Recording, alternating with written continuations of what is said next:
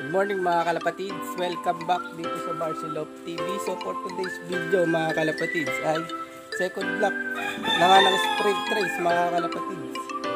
So abangan ulit natin si Kidlat. So nag-release na nga pala yung club namin ng 7:40 AM mga kalapatids sa Caranlan, Nueva Ecija. So almost 124 km rin yun mga kalapatids. So tara, samahan nyo, abangan natin si Kidlat.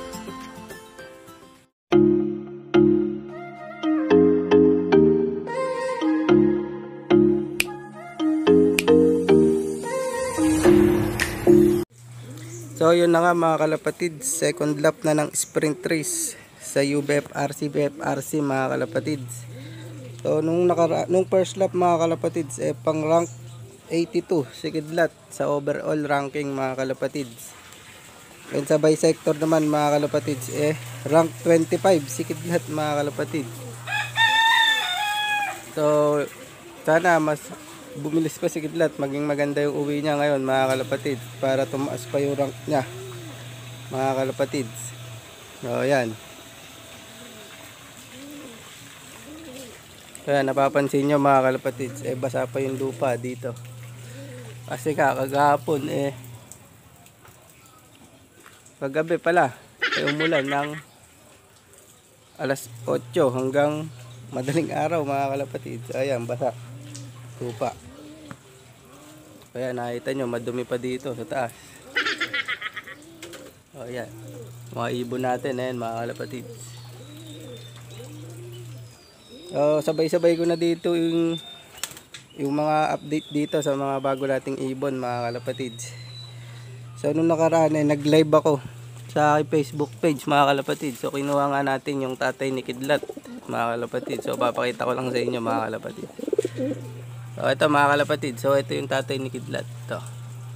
Yan yung may white light sa pakpak. So yan yung tatay ni Kidlat mga kalapatid. Sa si Negra na nandun, breeder. Tapos ito naman anak din nito. So kapatid nila Kidlat to sa tatay mga kalapatid. Itong isa na to. So sinama na to ng tropa natin mga kalapatid. So yan, naman niya, pinauwi na niya sa akin mga kalapatid. So yan, so hindi ko pa kasi napaghiwalay mga kalapatid. Ayun, magkasama pa rin para sila buti hindi nga nag-aaway mga kalapatid. Dahil nga yung ginawa nating cage, ayun. So hindi ko pa naitatayo mga kalapatid. Ayun, no? So mamaya itatayo na natin yan mga kalapatid. So yan, so pati ito mga kapatids. O yan, hen at kak yan, pinagsama ko na dahil nga wala tayong mapaglagyan ng kulungan mga kalapatids. So yan, so pansamantala lang naman yan mga kalapatids. So yan, so update ko na rin guys sa mga breeder natin. So ayan, nagpisaan na. So yung dalawang anak na yan, ayan. So papag-gift bird natin yan doon sa apat. So swerte nating napili mga kalapatids, nabibigyan ng young bird mga kalapatids. And then eto, meron isa dito mga kalapatids. Yung isa malaki na, tapos yung isa maliit. So kaya ganyan yan mga kalapatids kasi nga doon sa mga nakaraang video ko mga kalapatids na-vlog ko to. Ito, na aksidenteng nabasag yung itlog na ito mga kalapatids na isa. Kaya napagdesisyon na natin na yung isa yung natirang itlog mga kalapatids pinasiter natin dito sa kabila. Dito pinasiter natin dyan yung isang natirang itlog, tapos yung isang itlog dito nilipat natin dito. So yun yung maliit na inakay, yun yung itlog na galing dito mga kalapatids. Ayan, kaya hindi sila magkasabay ng pisa. Yan, kaya maliit yung isa malaki. So yan, so pagka hindi nag-abot yung laki niyan mga kalapatids no choice na tayo. So ikakal na natin yung isang maliit na yun kasi kawawa, mapabansot lang mga kalapatids. So ayan, so sa apat na maswerte na napili kong bibigyan ng gift bird mga kalapatids. So ayan, pisa na. Ayan, pisa na, tapos meron pa dito. O ayan, pisa na rin yan mga kalapatids, yung dalawa. Pisa na rin yan. Tapos ito itlog pa lang, so mapipisa na rin yung mga kalapatids. So yung anak pala na ito mga kalapatids na dalawa ay ayun sa taas. Nilagay ko muna sa training box mga kalapatids para mabilad natin. So ayan mga kalapatids. Ayun. Yun. Ayan mga kalapatids. So maganda naman yung panahon dito mga kalapatids. Ayan. Yaring araw nakalabas na. O di pa nga tayo nakapaglinis ng mga droppings nila. Ayan o. Tayong pliers loop natin. So maglilinis muna tayo mga kalapatids.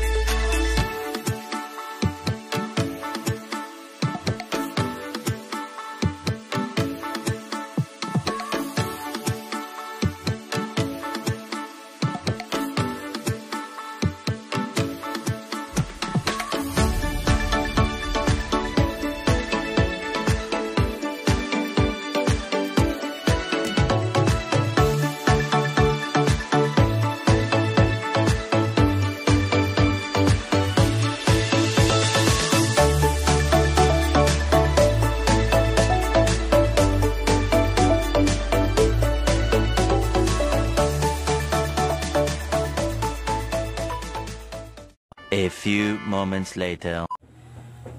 Ayan mga kalapatids, tapos na tayo maglinis mga droppings nila mga kalapatids. Ayan. Pati dito sa baba nakapagwalis na rin tayo mga kalapatids. Ayan. So itong nasa loob mamaya ako nalilinisin mga kalapatids. Kasi nga nakapadlock pa. O mamaya na natin lilinisin yan mga kalapatids. So baka makalimutan ko pa mga kalapatids. So ito nga pala yung forecast natin for today mga kalapatids. Ayan, lalabas sa screen mga kalapatids. So ang expected time nga na uwi ni Kidlat mga kalapatids is mga nasa 9:30 pa mga kalapatids. O yan, so malayo na rin yung Karanglan, Nueva Ecija mga kalapatids. O ayan, so buti maganda yung panahon mga kalapatids kasi nga kagabi hanggang madaling araw ay umuulan mga kalapatids. O yan. So kukunin muna natin mga kalapatids yung YB nila silong mga kalapatids. So ayan. So kukunin ko muna mga kalapatids. So balikan ko na lang kay mamaya. Ayan mga kalapatids. So nakuha na natin yung anak nila silong. Ayan mga kalapatids. So dyan muna natin sila ibibilad mga kalapatids. Kasi nga doon baka makakalimutan natin. So may ilang pa si Kidlat pagdating mga kalapatids. So ayan. So dito muna sila mga kalapatids. So nabibilad naman dyan mga kalapatids. So dyan muna sila. Ayan. So kung napanood nyo nga mga kalapatids yung video natin nung nakaraan. So nandito pala si Kidlat, napakatagal na pala dyan sa landing board. Eh nandito pa tayo dyan, nakaupo tayo dyan mga kalapatids. Papakita ko sa inyo yung view dito mga kalapatids pag nakaupo. O yan mga kalapatids, so ganyan yung view. O pagka dumating si Kidlat talaga hindi makikita mga kalapatids. O yan. O ngayon mga kalapatids, dito na tayo mag-aabang. Ayan. Ito yung view dito mga kalapatids. So ayan. Kitang kita yung dadating na ibon mga kalapatids. So sayang nakaraan, kasali pa naman si Kidlat sa pooling ang nakaraan. So ngayon mga kalapatids, sprint, second lap ng sprint mga kalapatids. So di natin pwedeng hindi bantayan yung pag-uwi ni Kidlat mga kalapatids. O ayan.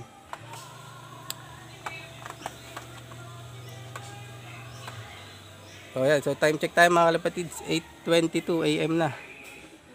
O yan, so expected time ko na dating ni Kidlat mga kalapatids 9:30. Yan mga kalapatids. O yan. So tapos na rin naman tayo maglinis mga kalapatids. So titignan ko lang muna yung cage natin doon kung meron pang pwedeng idagdag mga kalapatids.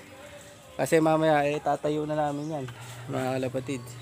Para meron tayong paglagyan ng iba natin doon. Yun, yung iba nating doon. Tatay ni Kidlat mga kalapatids. Tsaka ito, yung mga bago nating harvestin na inakay mga kalapatids. So ayan. So balikan ko na lang kayo mamaya mga kalapatids. O ayan mga kalapatids. So na-check na natin yung ginawa nating cage mga kalapatids. So ayan. So ang kulang na lang nun mga kalapatids is paan na lang. All goods naman na yun mga kalapatid. So itatayo na lang mga kalapatid. So habang nihintay natin si Kidlat mga kalapatid, magpapatuka na tayo ng mga ibon natin. Para mamaya mga kalapatid, dire-diretso na yung pag-aabang natin mga kalapatid. So bibigyan ko muna sila ng pagkain mga kalapatid. Bang! Ayan. Ayan mga kalapatid. So may sigla sila kumain. So ayan yung isa natin mga painakay mga kalapatids. Itiman ng tuka mga kalapatids. So ayan. Ayan, daing bata dito makukulit oh. Ayan oh. Oh. Nakamedyas pa oh. Oh ayan. Huwag kayo dyan, doon kayo. At hindi kakain yung mga yan, binabantayan nyo. Ayan mga kalapatids. So sisigla kumain ng mga breeder natin oh. Ayun mga kalapatid yung isa, ang liit ng ina kayo. Iwan na iwan mga kalapatid. So tingin ko dito mga kalapatid hindi na makakahabol mga kalapatid. Okay mga kalapatid, so ito naman pliers yung bibigyan natin ng patoka mga kalapatid. Bang! So ayan mga kalapatid, so kumakain na yung mga pliers natin. So time check man tayo mga kalapatid, so 8:52. Yan mga kalapatid. O yan, so gana naman sila kumain. Ayan. Ayan yung iba. So balik muna natin itong training box mga kalapatids. Tiklopin muna natin.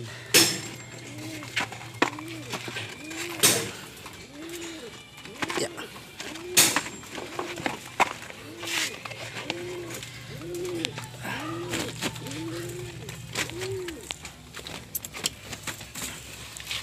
Yan, may extra pa tayong buhangin.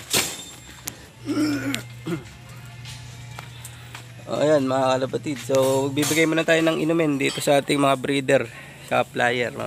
One eternity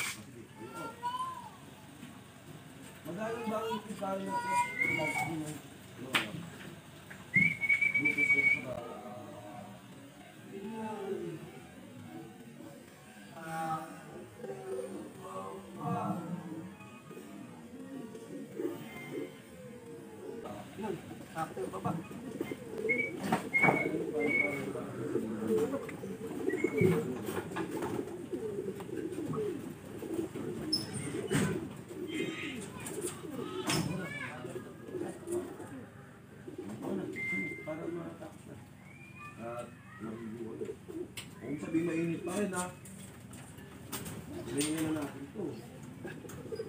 Siyempre mapapa, okay. Okay, ha? Dapat pa rin. Yeah.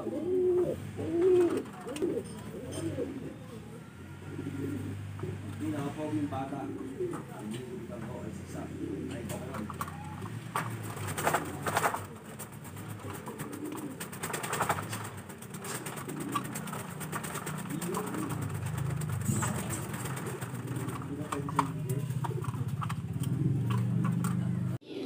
Ayan mga kalapatid, so andito na si Kidlat.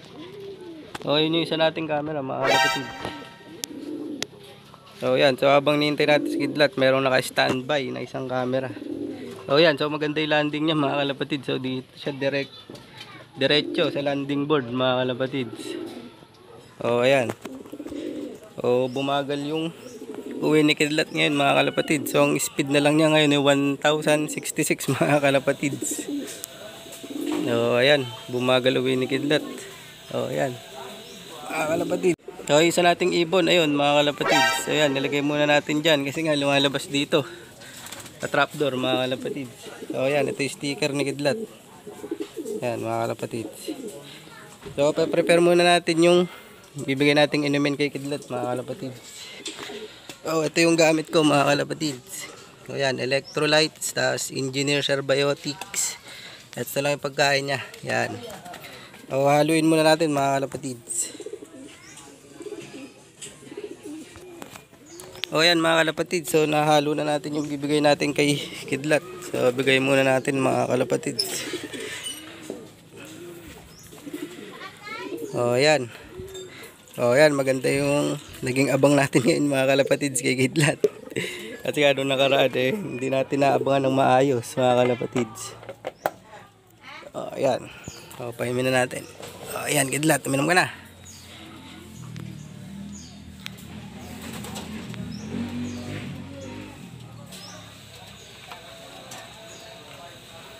Oh, ayan, mga kalapatids. So, ang binibigay ko lang kay Kidlat, mga kalapatids, electrolytes with engineer Cerbiotics, mga kalapatids. So, ayan. So, bumagal si Kidlat, mga kalapatids. Pero okay lang yan. So, ang importante naman dyan mga kalapatids nag-clock at umuuwi mga kalapatids yung ibon na kinakarga natin. Yeah.